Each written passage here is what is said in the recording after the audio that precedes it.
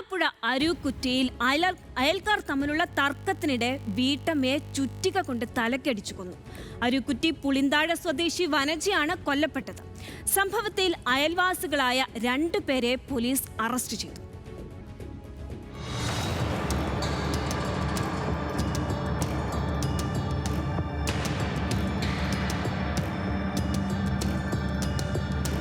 ഇന്നലെ രാത്രി 10:30-യോടെയാണ് സംഭവം.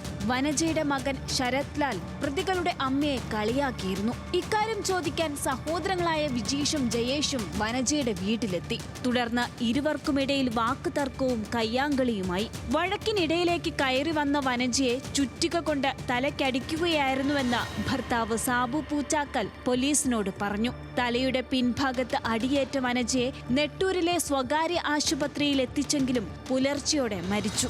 ഭർത്താവ് ശരവണനും മകൻ ശരത്തിനും മർദ്ദനത്തിൽ പരിക്കേറ്റിട്ടുണ്ട്.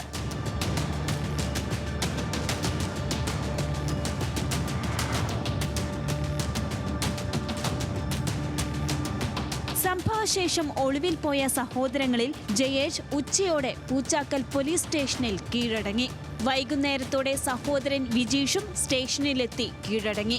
അയൽവാസികളായ 2 കുടുംബങ്ങളും തമ്മിൽ മുൻപും പ്രശ്നങ്ങൾ ഉണ്ടായിരുന്നതായി നാട്ടുകാർ പറയുന്നു. 2 കുടുംബങ്ങളുടെയും പരാതിയിൽ മുൻപ് കേസെടുത്തിട്ടുള്ളതാണ്. പോസ്റ്റ്മോർട്ടം നടപടികൾക്ക് ശേഷം മൃതദേഹം വിട്ടുനൽകി.